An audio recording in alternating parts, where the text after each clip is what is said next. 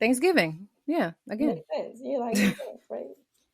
I don't know. I haven't. You know how some people like the house hop. Um, some folks were still trying to do that. Like, oh, did you cook? Of course I cook. You got to play for me? I don't. No, Right. it's COVID. Like, no. I'm about to say you shouldn't even want the plate. Truthfully. Right. People don't care. People No. don't care. These are the same people who be eating at the potluck. They don't care. Mm. It's fine. But yeah, no, I think the holiday was really good. And I'm looking forward to doing the same thing again come Christmas. Oh, yeah. But Y'all love Christmas. I Christmas know. is the best. You don't like Christmas? No. What? I think it's different if like I don't know. I guess I wasn't the Christmas, but like Layla goes with her dad, so I sleep in. It's just another day with me. We do our Every Christmas like the Christmas? next. Yeah, I have Thanksgiving and then she has Christmas. They have Christmas, so Oh. you know, I just sleep and watch movies. So they're like, "Yay, Christmas!" And then this year we told her about Santa, so it's just like, girl, you get your gifts when you come back. You'll be all right. Okay, well, no, I love Christmas. We don't put up our tree. We have our tradition when once we decorate the house and put up the tree. As soon as we're done that, we watch Home Alone. So we did that. And this woman I follow on Instagram, she put up her story a theory about the McAllisters is that they had mob ties because the mob is really heavy in Chicago, and that's how they had that big ass house, and they were flying to Paris with all those people, and that's why he was so good at the booby traps and the movies and all of that stuff. So I'm like, So I presented that story to the kids before we watched it this year. So put a new twist on it. Why they gotta corrupt Kevin though? Just let Kevin be. Kevin was doing a little bit too much for an 8-year-old. You know, I've never seen that whole entire movie. What? No. So many things are wrong. It never interests me. I just it's like the best. Yeah, I'm not gonna lie. If there was only one really Christmas movie to watch, they never needed to have made the third one. That was unimportant. We don't like Alex. No. Like, what, if it's not Macaulay Culkin with those super pink lips and that pale face, we don't want it. Yeah, I guess. I don't know. Maybe this year I'll watch it. Maybe not. But we'll see. It never interests me. It's a great movie. I think it was because of his face, and I shouldn't be talking about somebody's child like that, but he's adorable. I just never could get into it. Okay. Stop it. It's the Culkin look. His brother looks the same way. No, it's kind of like the Olsen. Before I knew who Elizabeth Olsen was, I was like, she looks like an Olsen. Mm-hmm. Kind of like when you see a Jennifer, you're like, she looks like a Chris. That makes sense. Oh. She knew which one of us to say that to. She did. No, have y'all ever seen like the Snapchat ads that can turn your face into like a man? So I did it the other day, and it was like a bald one. And it literally just looked like him, and I was like, "Damn, I do look like him." I have never. So everybody else in the house is named. Both your parents named Chris, and your brother named Chris. No, my brother's name's Chris. No, Layla has two grandparents, and one's Christine and one's Christopher. So that's where it all ties in. And then she has an uncle Christopher. Yeah, there's a lot of Chris's around these parts, but only one in my house. So yeah, no, we do look alike. Got it. Yeah. Thank God I'm a girl. On that note, because Jen don't have no love right. you if you're listening now. We are going to move on to Candidly Culture, where we discuss our topic of the week. And this week, we are getting into allyship and what that looks like. So I think I wanted to start off with just a generic definition of what allyship is. And I mean, honestly, it is exactly what it sounds like or exactly how it's used in every other facet of life, right? It's somebody who is on your team, somebody who's there for you, someone who advocates for you. And when you scour the internet and kind of look it up, I feel like there are a lot of definitions. However, a lot of them contain fluff.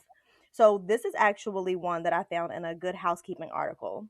And it just says, allyship involves a person from a non-marginalized group, an ally, who uses their privilege to advocate for marginalized groups of people. Which I like that definition because I think that it doesn't necessarily get caught up on like little nuances. It just gives you broad definition, this group of people who always rally around another group of people. I like that because I think that sometimes when we talk about allyship just from a D&I perspective, lots of times we think of just white males or white females being allies to others. But I feel as though anyone can be an ally to a different group of people. Mm-hmm. I think that based around intersectionality, just because you're a Black woman doesn't mean that you can't be an ally to another marginalized group of people. And I think that that is the important aspect of allyship to me, because even though we want people to show up for us, I think it's just as important to show up for others. So I wanted to start with just getting you ladies' thoughts on, do you feel like there's anything else that goes into allyship, or what does true allyship look like and feel like to you? I think true allyship, it has to have a certain component of selflessness. Like, we want empathy for you, the other person, to try to understand, you know, what our mission is, what our goal is, whatever our pain point is. But the selflessness comes in where that quote ally isn't trying to insert themselves directly in our shoes, because you can never feel certain marginalized folks' pain. Agree. Unless you are a part of that group. Mm-hmm. So without saying, well, what can I do and I feel guilty? Well, if you really care about whatever the issue is at hand, so we want to speak on racism. If you're caring about what racism, how it affects the group that is, you know, at the pain point center, it shouldn't be from a place of, well, am I a part of the problem because you're putting yourself in the center, and that's not fair. So it isn't. Mm-hmm. It is more of a kind of pat myself on the back because I'm helping. But are you doing it literally because you care, out of a selfless space, or are you doing it for kudos and to be able to sleep at night because you know you and your people ain't shit? I mean, we did just come off of Thanksgiving. You ain't have to give it to them like that, but yeah, we did come off of Thanksgiving, and we saw what y'all did. No, I'm sorry. See, okay. That's my response. Jennifer? I'm glad you said it. So I think I definitely agree with you, Toya. It definitely requires some selflessness, humility also, because you have to be open to hearing and listening to what someone is actually truly saying and accepting what they're saying and not being defensive.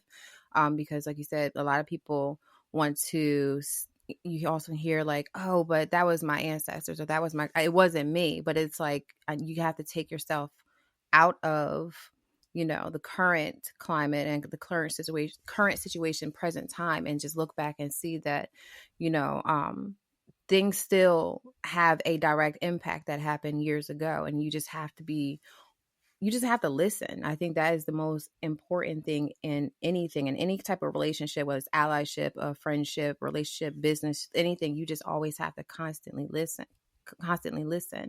And then when you're listening, you have to be open to change and adapting, because my feelings about something may be one day one thing and then the next day the other. But if you're truly with me, then, you know, you're going to be willing to be on that ride. I agree with all of that. I think that you both hit the nail on the head.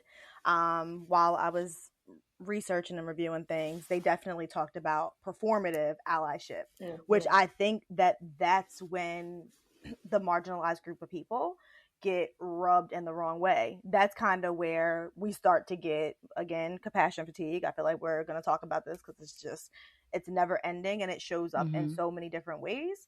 But of course we want you to be an ally, but we want to feel like you are doing it with genuine intent. It's not something that you're just doing because it's the flavor of the week. It's not something mm-hmm. that you're just doing to check a box. That you actually are putting your time and energy behind the cause. And I think when I think about allyship, it is sort of still that like mentor, advocate, sponsor area where you are using your privilege and your resources to better others instead of just talking about it and just saying, well, oh, I feel bad. You can feel bad, but what are you going to do about it? Because you probably have more resources to do something about it than someone who is in the marginalized group of people. So I think that that is really important. I think that my next question would be, so how do you feel like someone can be an ally but not have it look like it is performative, outside of just advocating for you? Do we feel like there's any other ways? Because I think that sometimes that's where it kind of gets confusing for people. They want to be an ally and they want to show up, but they don't really know how to do it. So do we have any advice for people like that? Like they want to show up, they want to be a part of the cause, but they also don't really know what the right thing is to say or where to start. I don't think there's a way for someone not to be performative in their attempt at allyship if it isn't natural. I know that Chelsea Handler had a Netflix special that came out maybe earlier this year called Hello Privilege Is Me, Chelsea. So it comes that she was attempting not to be, a whiny white woman. It's literally like, if you watch it, she says things and she's like sitting around the table with her homegirls drinking wine or somebody, and they're doing that whole woe is me and what can I do and how can I this, and she's like, you're doing exactly what I told you not to do. But even in Chelsea digging through all of this, there still were spaces where she was performative. So if it isn't in you, you just can't not do it. Like, you know what I'm saying? Like, if you a solid nigga, you gonna be a solid nigga. If you trash, you can pretend to be a solid nigga, but niggas gonna know you trash. I'm sorry.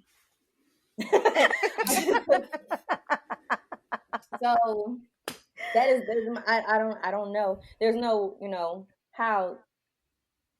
There's no go-to rule book or guide to show someone how not to be fake. Yeah. Like, that's true. So I watched that when it came out and I was just like, it might actually came out last year. It came out last year. It's not that long and it's just her and she's going around talking to other white people too. And it's just like, okay, all right. Wow. Here we are. So even in her trying to, the fact that there's privilege, when there's privilege and someone accesses it so much and is so comfortable in it, it'll take a lot to break that down for them to ever understand what it's like not to have access to that privilege that our country is built on. Agree. I definitely agree. And I think that you can kind of like, I want to say kind of like, because when we brought up this conversation, and even with the question, I instantly thought of one person who I knew is like, from day one, I knew you as an ally, never had a question. It's our mutual friend, Shanice Lindsay. Yes. Never had to question anything she ever did from day one, since back in middle school. You can just look at her, and when something didn't sound right and somebody was talking crazy about, somebody black or black culture or whatever, Lindsay would be right on the front line with them, toe to toe with you, saying, nah, shut that shit down. Juneteenth, she asked me where I got my shirt from, and she ordered herself a shirt. And it's never been like cultural appropriation. It has always been honest. Like, I love my friends and I love all people. And I think that when you take a look at people in general and their lifestyle, you can kind of tell when it is performative and when it's not. Because if you're not upset about something until major news happens, and then all of a sudden it has to be fixed right away, that hasn't been your lifestyle. I know it hasn't been your lifestyle. So let's pull up and just, follow my lead on things. Don't just take it by the reins and put a Band-Aid on it and, okay, all is well in the world. It's those who, I know that you've been like this forever, or you always have concern with issues, not just Black issues, all issues. I think, like you said, I think the hot button right now is save the Blacks. We got to save the Blacks, save the Blacks, save the Blacks. But it's not like we're in the center stage right now. Truthfully, always will be.